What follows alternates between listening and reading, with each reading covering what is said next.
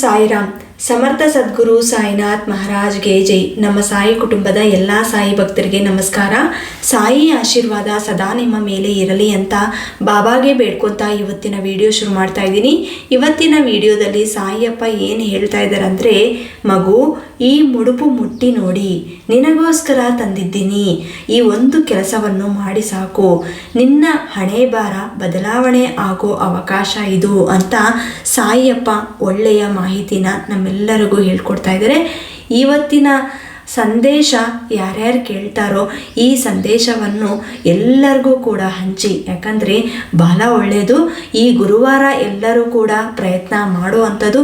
ನಿಮ್ಮ ಕಷ್ಟಗಳೆಲ್ಲ ಕೂಡ ದೂರ ಆಗಬೇಕು ಅಂದರೆ ಮೊದಲು ಇವತ್ತು ಬಾಬಾ ಏನು ಹೇಳ್ತಾ ಇದ್ದಾರೋ ಅದನ್ನು ತಿಳ್ಕೊಂಡು ಅರ್ಥ ಮಾಡಿಕೊಂಡು ಆಮೇಲೆ ಆಚರಿಸಿದ್ರೆ ಖಂಡಿತ ನಮ್ಮ ಜೀವನ ಬದಲಾವಣೆ ಆಗುತ್ತೆ.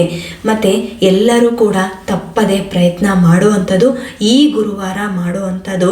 ಮಗು ನಿನ್ನಗೋಸ್ಕರ ಇಂಥ ಒಳ್ಳೆಯ ಮಾಹಿತಿನ ಕೊಡ್ತಾ ಇದ್ದೀನಿ, ತಪ್ಪದೆ ಪ್ರಯತ್ನ ಮಾಡು ಅಂತ ಸಾಯಿಯಪ್ಪ ಹೇಳ್ತಾ ಇದ್ದಾರೆ. ಪ್ರತಿಯೊಬ್ಬರೂ ಕೂಡ ಎಲ್ಲರ ಜೀವನದಲ್ಲಿ ಏನೋ ಒಂದು ತಪ್ಪು ಮಾಡೇ ಮಾಡ್ತಾರೆ. ಅಂದರೆ ಗೊತ್ತಾಗಿ ಒಬ್ಬೊಬ್ರು ಗೊತ್ತಿಲ್ಲದೆ ಈ ಥರ ಮಾಡೇ ಮಾಡ್ತಾರೆ. ಅಂಥ ತಪ್ಪುಗಳು ಮಾಡೋದ್ಯಾಕೆ, ಆಮೇಲೆ ಅನುಭವಿಸೋದ್ಯಾಕೆ, ಇದೆಲ್ಲ ಕೂಡ ಸಹಜ ಅನ್ನೋದು ಎಲ್ಲರಿಗೂ ಗೊತ್ತು. ಮನುಷ್ಯ ಅಂತ ಹುಟ್ಟಿದ ಮೇಲೆ ಎಲ್ಲರೂ ಒಂದೊಂದು ಸಮಯದಲ್ಲಿ ತಪ್ಪು ಮಾಡೇ ಮಾಡ್ತಾರೆ. ಆ ತಪ್ಪು ಮಾಡೋದು ಮುಂಚೆ ಯೋಚನೆ ಮಾಡಬೇಕು. ಅಂದರೆ ನಾವೇನು ತಪ್ಪು ಮಾಡ್ತಾ ಇದ್ದೀವಿ, ಯಾರ ಬಗ್ಗೆ ನಾವು ಈ ಥರ ಕೆಟ್ಟದಾಗಿ ಮಾತಾಡ್ತಾ ಇದ್ದೀವಿ, ಅವ್ರ ಬಗ್ಗೆ ನಾವು ಯಾವತ್ತೂ ಈ ಥರ ಮಾತಾಡಬಾರ್ದು. ಯಾಕಂದರೆ ನಾವು ಇವತ್ತು ಅವ್ರ ಬಗ್ಗೆ ಮಾತಾಡ್ತಾ ಇದ್ದೀವಿ ಅಂದರೆ ಅವರು ಕೂಡ ನಮ್ಮ ಥರ ನಾವು ಹೆಂಗೆ ಮಾತಾಡ್ತೀವೋ ಅವರು ಕೂಡ ಅದೇ ಥರ ಮಾತಾಡ್ಕೊತಾರೆ, ನಮ್ಮ ಬಗ್ಗೆ ಕೂಡ ಕೆಟ್ಟದಾಗೆ ಮಾತಾಡ್ತಾರೆ. ಹಾಗಾಗಿ ಆ ಕೆಟ್ಟ ಕರ್ಮೆಗಳೆಲ್ಲ ಕೂಡ ನಮಗೆ ತಿರುಗಿ ವಾಪಸ್ ಬರುತ್ತೆ. ಯಾಕಂದರೆ ನೀವು ಮಾತಾಡ್ತಿರಲ್ವಾ, ಹಾಗಾಗಿ ನಿಮಗೂ ವಾಪಸ್ ಬರುತ್ತೆ. ಯಾವುದೇ ಕಾರಣಕ್ಕೆ ತಪ್ಪು ಅನ್ನೋದು ಮಾಡಬಾರ್ದು. ಇವತ್ತು ನನ್ನ ಲೈಫಲ್ಲಿ ತುಂಬ ಸಂತೋಷವಾಗಿದ್ದೀನಿ. ಏನೋ ಅದು ದೇವರ ದಯಾನ ಅಥವಾ ನಮ್ಮಮ್ಮ ಅಪ್ಪ ಮಾಡ್ಕೊಂಡಿರೋ ಪುಣ್ಯನ ಗೊತ್ತಿಲ್ಲ, ನಾನು ಇವತ್ತು ಚೆನ್ನಾಗಿದ್ದೀನಿ. ಅದಕ್ಕೆ ಕಾರಣ ಅಂತೂ ಗೊತ್ತಿಲ್ಲ. ನಾನು ಮಾಡ್ಕೊಂಡಿರೋ ಪುಣ್ಯನ ಅಥವಾ ನಮ್ಮಮ್ಮ ಅಪ್ಪ ಮಾಡ್ಕೊಂಡಿರೋ ಪುಣ್ಯನ ನನಗೂ ಗೊತ್ತಿಲ್ಲ ಅಂತ ನೀವು ಅನ್ಕೋಬಹುದು. ಇವತ್ತು ಸಂತೋಷವಾಗಿ ಇದ್ದೀರಾ ಅಂತ ಮಾಡಿರೋ ಅಂಥ ಕೆಲಸಗಳು, ಅನುಭವಿಸಿರುವಂಥ ಕಷ್ಟಗಳು ಯಾವತ್ತೂ ಮರಿಬಾರ್ದು. ಹಾಗೆ ನಿಮ್ಗೆ ಯಾರಾದರೂ ಕಷ್ಟದಲ್ಲಿ ಇದ್ದಾಗ ಸಹಾಯ ಮಾಡಿದರೆ ಅಂಥವ್ರನ್ನ ಕೂಡ ಮರಿಬಾರ್ದು. ಇವತ್ತು ನಿನಗೆ ಸಂತೋಷ ಕಾಲ ಇದೆ ಅಂತ ಸಮಯದಲ್ಲಿ ಎಲ್ಲರನ್ನೂ ಮರ್ತೋಗಿದ್ದೀರಾ ಅಂತ ಅನ್ಕೊಳ್ಳಿ. ಇವಾಗ ನಿನ್ನ ಜೀವನ ತುಂಬ ಚೆನ್ನಾಗಿದೆ, ಸಂತೋಷವಾಗಿದ್ದೀರಾ ಅಂದರೆ ನಿಮ್ಮ ಬಗ್ಗೆ ಹಿಂದ್ಗಡೆ ಯಾವ ಥರ ಮಾತಾಡ್ಕೊತಾರೆ ಅನ್ನೋದು ಕೂಡ ನಿಮಗೆ ಗೊತ್ತಾಗಬೇಕು. ಅಯ್ಯೋ ಅವನು ಬಿಡಪ್ಪ, ಚೆನ್ನಾಗಿದ್ರೆ ಏನು, ದುಡ್ಡಿದ್ರೆ ಏನು, ಯಾರಿಗೂ ಸಹಾಯ ಮಾಡಲ್ಲ ಅಂತಾರೆ. ಅಂದರೆ ಇದಕ್ಕೆ ಅರ್ಥ ಏನು? ನೀವು ಕಷ್ಟದಲ್ಲಿ ಇದ್ದಾಗ ದೇವ್ರನ್ನ ಬೇಡ್ಕೊತೀರಾ, ಅದೇ ಸಂತೋಷ ಸಮಯದಲ್ಲಿ ಎಲ್ಲರನ್ನೂ ಮರಿತೀರಾ, ದೇವ್ರನ್ನೂ ಮರಿತೀರಾ, ಸಹಾಯ ಮಾಡಿರೋರ್ನೂ ಮರಿತೀರಾ. ಇಂಥ ಬುದ್ಧಿ ನಿನಗೆ ಇದ್ದರೆ ನಿನ್ನ ಜೀವನದಲ್ಲಿ ನೀನು ಮುಂದಕ್ಕೆ ಹೋಗೋಕ್ಕೆ ಸಾಧ್ಯವಿಲ್ಲ. ಯಾಕಂದರೆ ಒಳ್ಳೆಯ ಮನಸ್ಸಿಂದ, ಶ್ರದ್ಧೆ ಭಕ್ತಿಯಿಂದ ಸಾಯಿಯಪ್ಪನ ನಂಬಿಕೊಂಡಿರೋರೆಲ್ಲರೂ ಕೂಡ ಈ ಥರ ಬುದ್ಧಿ ಇಟ್ಕೊಳ್ಳಲ್ಲ. ಯಾಕಂದರೆ ಎಲ್ಲರೂ ಚೆನ್ನಾಗಿರಬೇಕು. ಸಾಯಿಯಪ್ಪ ಜೀವನ ಶೈಲಿ ಹೆಂಗಿತ್ತು ಅದು ಯಾರ್ಯಾರು ಅರ್ಥ ಮಾಡ್ಕೊತಾರೋ, ಸಾಯಿಯಪ್ಪ ಪವಾಡಗಳು ಕೇಳಿಕೊಂಡ್ರೆ ನಿಜ ಗೂಸ್ ಬಂಪ್ಸ್ ಬರುತ್ತೆ. ಈ ಸಮಯದಲ್ಲಿ ಯಾವುದಾದ್ರೂ ಒಂದು ಪವಾಡ ಕೇಳಿದ್ರೆ ನನ್ನ ಕಣ್ಣಲ್ಲಿ ನೀರು ಬರುತ್ತೆ. ಯಾಕಂದರೆ ಇಂಥ ಪವಾಡಗಳು ಸಾಯಿಯಪ್ಪ ನಮ್ಮ ಜೀವನದಲ್ಲೂ ಮಾಡಿದ್ರೂ ಕೂಡ ತುಂಬ ಒಳ್ಳೆಯದಾಗತ್ತೆ, ನಮಗೂ ಸಂತೋಷ ಆಗುತ್ತೆ, ನಮ್ಮ ಜೀವನ, ನಮ್ಮ ಜನ್ಮ ಅನ್ನೋದು ಧನ್ಯವಾಗುತ್ತೆ ಅಂತ ನಾವು ಅನ್ಕೊತೀವಿ. ಆದರೆ ಶಿರಡಿಯಲ್ಲಿ ಭಕ್ತರು ಎಷ್ಟೊಂದು ಜನ ಇದ್ದಾರೆ.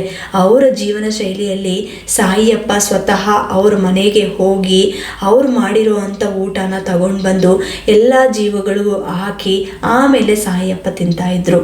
ಇನ್ನು ಕೆಲವೊಬ್ಬರ ಹತ್ರ ಸಾಯಿಯಪ್ಪ ದಕ್ಷಿಣೆ ತಗೊತಾ ಇದ್ರು. 1 ರೂಪಾಯಿ ಅಥವಾ 2 ರೂಪಾಯಿ ಅಥವಾ 5 ರೂಪಾಯಿ, ಕೆಲವೊಬ್ಬರ ಹತ್ರ 10 ರೂಪಾಯಿ ತಗೊತಾ ಇದ್ರು.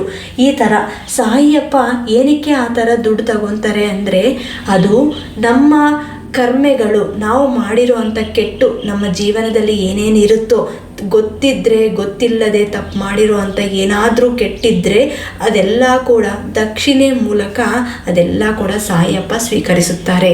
ಅದನ್ನು ತಗೊಂಡು ಹೋಗಿ ಎಲ್ಲರಿಗೂ ಹಂಚುತ್ತಾರೆ ಸಾಯಿಯಪ್ಪ. ಈ ಥರ ಅವರ ಜೀವನ ಶೈಲಿಯಲ್ಲಿ ಸಾಯಿಯಪ್ಪ ಅವ್ರ ಭಕ್ತರಿಗೆ ಮಾಡ್ತಾ ಇದ್ರು. ಇವಾಗ ನಮಗೂ ಒಂದು ಅವಕಾಶ ಕೊಡ್ತಾ ಇದ್ದಾರೆ. ಇವತ್ತು ನಮ್ಮೆಲ್ಲರಿಗೂ ಸಾಯಿಯಪ್ಪ ಒಂದು ಮುಡುಪು ತಗೋ ಅಂತ ಹೇಳ್ತಾ ಇದ್ದಾರೆ. ಅಂದರೆ ಈ ಮುಡುಪನ್ನ ತಗೊಂಡು ನಾವು ಏನು ಮಾಡಬೇಕು, ನಮ್ಮ ಜೀವನ ಯಾವ ಥರ ಬದಲಾವಣೆ ಆಗುತ್ತೆ ಅಂದರೆ, ಇವತ್ತು ಸಾಯಿಯಪ್ಪ ಕೊಡ್ತಿರೋ ಅಂಥ ಸಂದೇಶ ನೀವು ಪೂರ್ತಿಯಾಗಿ ಅರ್ಥ ಮಾಡಿಕೊಂಡು ಈ ಬರೋ ಗುರುವಾರ ನೀವು ಪ್ರಯತ್ನ ಮಾಡಬೇಕು. ಈ ಗುರುವಾರದಿಂದ ನೀವು ಪ್ರಯತ್ನ ಮಾಡಿದ್ರೆ ಖಂಡಿತ ಸಾಯಿಯಪ್ಪ ನಾವು ಮಾಡಿರೋ ಅಂಥ ತಪ್ಪುಗಳೆಲ್ಲ ಕೂಡ ಸಾಯಿಯಪ್ಪ ಸ್ವೀಕರಿಸುತ್ತಾರೆ. ಅದನ್ನೆಲ್ಲ ತಗೊಂಡು ನಮಗೆ ಒಳ್ಳೇದು ಮಾಡ್ತಾರೆ. ಒಳ್ಳೇದು ಮಾಡೋವಾಗ ನೀವು ಮರಿಬಾರ್ದು. ನಿಮ್ಮ ಸಂತೋಷ ಕಾಲದಲ್ಲಿ ಕೂಡ ಸಾಯಿಯಪ್ಪ ನಾಮಸ್ಮರಣೆ ನೀವು ಮಾಡಲೇಬೇಕು. ಇದನ್ನು ನೆನ್ಪಿಟ್ಕೊಳ್ಳಿ. ಇವತ್ತು ಸಾಯಿಯಪ್ಪ ಏನು ಹೇಳ್ತಾ ಇದ್ದಾರೆ ಅಂದರೆ, ಬರೋ ಗುರುವಾರ ಅಂದರೆ ಗುರುವಾರ ದಿನ ಬೆಳಗ್ಗೆ ನೀವು ನಾರ್ಮಲ್ ಆಗಿ ಪೂಜೆ ಮಾಡಿ ನಿಮ್ಮ ಮನೆಯಲ್ಲಿ ನಿಮ್ಮ ಸಂಕಲ್ಪ ಯಾವ ಥರ ಇರಬೇಕು ಅಂದರೆ, ಈಗ ಹೇಳ್ಕೊಳ್ಳಿ, ನಿಮ್ಮ ಕಷ್ಟಗಳು ಏನೇ ಇರಲಿ, ಎಂಥದೇ ಆಗಿರಲಿ, ಈ ಥರ ನೀವು ಸಾಯಿಯಪ್ಪ ಮುಂದೆ ಬೇಡ್ಕೋಬೇಕು. ಸಾಯಿಯಪ್ಪ, ನಾನು ಇವತ್ತು ಏನು ತಪ್ಪು ಮಾಡಬಾರ್ದು, ಯಾರ ಬಗ್ಗೆ ಕೆಟ್ಟದಾಗಿ ಮಾತಾಡಬಾರ್ದು, ಏನಾದರೂ ಗೊತ್ತಿಲ್ಲದೆ ತಪ್ಪು ಮಾಡಿದ್ರೆ ನಾನು ಇವತ್ತು ನಿಮಗೆ ಮುಡುಪಾಗ್ತೀನಿ ಅಂತ ನೀವು ಸಂಕಲ್ಪನ ಮಾಡ್ಕೋಬೇಕು. ಇದು ಯಾವ ಥರ ಅಂದರೆ, ಇವತ್ತು ಗುರುವಾರ ನೀವೇನೇನು ಮಾಡಿರ್ತೀರೋ ಎಲ್ಲ ತಪ್ಪುಗಳು, ಅಂದರೆ ತಪ್ಪು ಮಾಡಿಲ್ಲ ಅಂದರೆ ಓಕೆ, ತಪ್ಪು ಮಾಡಿದರೆ ಮಾತ್ರ ಖಂಡಿತ ನೀವು ಸಂಜೆ ಸಮಯದಲ್ಲಿ ಸಾಯಿಯಪ್ಪ ಮುಂದೆ ಹೋಗಿ, ಸಾಯಿ ನಾನು ಇಂಥ ತಪ್ಪು ಮಾಡಿದ್ದೀನಿ, ಇವತ್ತು ನನಗೆ ಯಾವ ಶಿಕ್ಷೆ ಕೊಡ್ತಿರೋ ಅದು ನಿಮ್ಮ ಇಷ್ಟ, ಇವತ್ತು ನಾನು ಈ ತಪ್ಪಿಗೆ ನಾನು ಪರಿಹಾರ ಮೂಲಕ ದಕ್ಷಿಣೆ ಅನ್ನೋದು ಕೊಡಬೇಕು. ಅಂದರೆ ನೀವು ದಕ್ಷಿಣೆ ರೂಪದಲ್ಲಿ ಸಾಯಿಯಪ್ಪಗೆ ತಿರುಗಿ ನೀವು ನಿಮ್ಮ ತಪ್ಪುಗಳಿಗೆ ವಾಪಸ್ ಕೊಡಬೇಕು. ಶಿರಡಿಯಲ್ಲಿ ಸಾಯಿಯಪ್ಪ ಎಲ್ಲರ ಮನೆಗೂ ಹೋಗ್ಬಿಟ್ಟು ದಕ್ಷಿಣೆ ಯಾವ ಥರ ಬೇಡ್ಕೊತಾ ಇದ್ರು, ಅದು ಏನಕ್ಕೆ ತಗೊತಾರೆ ಅಂದರೆ, ಒಂದು ಶ್ರದ್ಧೆ, ಇನ್ನೊಂದು ಸಬೂರಿ. ಅಂದರೆ ಅವರು ಮಾಡಿರೋ ಅಂಥ ತಪ್ಪುಗಳು ಕರ್ಮೆಗಳು ಏನಾದರೂ ಇದ್ದರೆ ಆ ದುಡ್ಡು ಮೂಲಕ ಅವರು ವಾಪಸ್ ತಗೊತಾರೆ. ಇವತ್ತು ಕೂಡ ಸಾಯಿಯಪ್ಪ ಅಂತ ಒಳ್ಳೆಯ ಪರಿಹಾರವನ್ನು ಕೊಟ್ಟಿದ್ದಾರೆ. ನಾವು ಅದನ್ನು ಇವತ್ತು ಉಪಯೋಗಿಸ್ಕೋಬೇಕು. ನಾವು ಏನಾದರೂ ಅದೇ ಥರ ತಪ್ಪು ಮಾಡಿದ್ರೆ ಸಾಯಿಯಪ್ಪಗೆ ನೀವು ನಿಮ್ಮ ಇಷ್ಟ ಎಷ್ಟು ಕೊಡ್ತೀರೋ ಗೊತ್ತಿಲ್ಲ, ಅಷ್ಟು ನಿಮ್ಮ ಮನಸ್ಸಿಗೆ ಎಷ್ಟು ಕೊಡಬೇಕು ಅನಿಸುತ್ತೋ ಅಷ್ಟು ಸಾಯಿಯಪ್ಪ ಪಾದಗಳ ಮುಂದೆ ಇಡಬೇಕು. ಈ ಥರ ಇಟ್ಟು, ಇವತ್ತು ನಾನು ನಿಮಗೆ ದಕ್ಷಿಣೆ ಕೊಡ್ತಾ ಇದ್ದೀನಿ ಸಾಯಿಯಪ್ಪ, ನನ್ನ ತಪ್ಪುಗಳೆಲ್ಲ ಸ್ವೀಕರಿಸು, ನನ್ನ ತಪ್ಪುಗಳು ಕ್ಷಮಿಸಿ ಅಂತ ನೀವು ಬೇಡ್ಕೋಬೇಕು. ನಾನು ಇನ್ಮೇಲೆ ಯಾವ ಥರ ತಪ್ಪು ಮಾಡಲ್ಲ ಅಂತ ಬೇಡ್ಕೋಬೇಕು. ಪ್ರತಿದಿನ ಇದೇ ಥರ ನಿಮಗೆ ಗೊತ್ತಿಲ್ಲದೆ ಏನಾದರೂ ತಪ್ಪು ಮಾಡಿದ್ರೆ ಈ ಥರ ಪ್ರತಿದಿನ ಸಾಯಿಯಪ್ಪ ಮುಂದೆ ನೀವು ದಕ್ಷಿಣೆ ಕೊಡಬೇಕು. ಅದು ಎಷ್ಟೇ ಆಗಿರ್ಬೋದು, ನೀವು ದಕ್ಷಿಣೆ ಕೊಡಬೇಕು. ಫೈನಲ್ ಆಗಿ ಒಂದು 30 ದಿವಸ ನೀವು ಈ ಥರ ಪ್ರಯತ್ನ ಮಾಡಿ, ಈ ಥರ ದುಡ್ಡು ಜಾಸ್ತಿ ಆಗೋವಾಗ ಇಷ್ಟು ತಪ್ಪು ನೀನು ಮಾಡಿದ್ದೀಯಾ ಅಂತ ಅರ್ಥ ನಿಮಗೆ ಗೊತ್ತಾಗತ್ತೆ. ಅಷ್ಟು ಚಿಲ್ಲರೆನ ನೀವು ತಗೊಂಡು ಹೋಗಿ ಎಲ್ಲಾದರೂ ಭಿಕ್ಷುಕರಿಗೆ ಕೊಡ್ಬೋದು, ಅಥವಾ ಒಂದು ಟೈಮ್ ಊಟ ಕೊಡ್ಬೋದು, ಅಥವಾ ನೀವು ಶಿರಡಿ ಮಂದಿರಕ್ಕೆ ಹೋಗಿ ಹುಂಡಿಯಲ್ಲಿ ಹಾಕ್ಬೋದು. ಈ ಥರ ನೀವು ಪ್ರಯತ್ನ ಮಾಡಿ, ನೀವು ಮಾಡಿರೋ ಅಂಥ ತಪ್ಪುಗಳಿಗೆ ನೀವು ದಕ್ಷಿಣೆ ಮೂಲಕ ಸಾಯಿಯಪ್ಪಗೆ ಚಿಲ್ಲರೆ ಕೊಡ್ತಾ ಇದ್ದೀರಾ ಅಂತ ಇದು ಪರಿಹಾರ. ಎಲ್ಲರೂ ಕೂಡ ತಪ್ಪದೆ ಈ ಗುರುವಾರದಿಂದ ಪ್ರಯತ್ನ ಮಾಡಿ. ಖಂಡಿತ ನೀವು ಗುರುವಾರದಿಂದನೇ ತಪ್ಪು ಮಾಡಲ್ಲ, ಯಾರ ಬಗ್ಗೆನೂ ಕೆಟ್ಟು ಮಾತಾಡಲ್ಲ. ತಪ್ಪುಗಳು ಮಾಡ್ತಾ ಇದ್ರೂ ಕೂಡ ಸಾಯಿಯಪ್ಪ ಎಚ್ಚರಿಕೆ ಅನ್ನೋದು ಕೊಡ್ತಾರೆ ನಿಮಗೆ. ಈ ಪರಿಹಾರ ನಿಮಗೆ ಅರ್ಥ ಆಯ್ತು ಅಂತ ಅನ್ಕೊಂತೀನಿ. ಯಾಕಂದ್ರೆ ಮುಡುಪು ತರ ಕಟ್ಟೋದು ಬೇಡ.